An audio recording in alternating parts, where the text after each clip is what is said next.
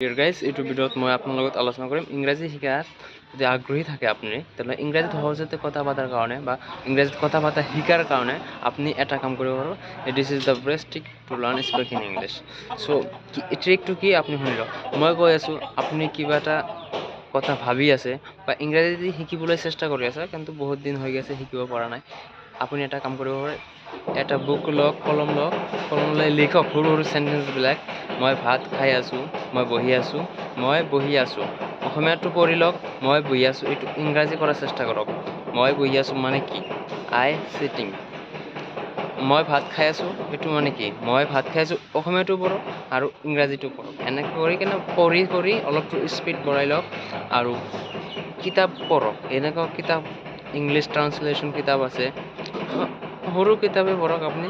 50 টকা, 100 টকা, 120 টকা কিতাপ পায়। মই কিন্তু কিতাপ পঢ়াৰ পিছতে মই ইংৰাজী শিক্ষা কিতাপ পঢ়াৰ পিছতে কিন্তু মই ইংৰাজী শিক্ষা আৰম্ভণি কৰিছোঁ। আপুনি সৰু সৰু কিতাপ আছে বহুত, কিতাপবিলাক আপুনি কিনি কেনে সেইবিলাক কিতাপ পঢ়ক। তাতে ট্ৰান্সলেট লিখা আছে। কিছুমান কিতাপত আপোনাৰ যিটো ইংলিছ প্ৰনাউন্সিয়েশ্যন সেইটো লিখা থাকে। ইংৰাজী যিটো ৰেডিং হয় সেইটো অসমীয়াতো লিখা থাকে। সেইটো যদি আপোনাৰ ইংলিছ ৰেডিংটো ভাল হয়, তেনেহ'লে আপুনি সেইটো কিতাপ কিনিব নালাগে। জাষ্ট শব্দৰ অৰ্থ দিয়া আছে আৰু শব্দটো লিখা আছে। সেনেকুৱা কিতাপ পঢ়ক আৰু নিজে কিবা এটা চেষ্টা কৰক। নিজাকে শব্দ গঠন কৰাৰ চেষ্টা কৰক। আপুনি ইংৰাজীত কথা পাতিব পাৰিব বহুত সহজতে। আশা কৰোঁ ভিডিঅ'টো চাই কিনে অকণমান কিবা শিকিবলৈ পালে। যদি আৰু কিবা জানিবলৈ থাকে কমেণ্ট বক্সত কমেণ্টছ কৰি জনাব। Thank you so' much for ৱাচিং দিছ ভিডিঅ'।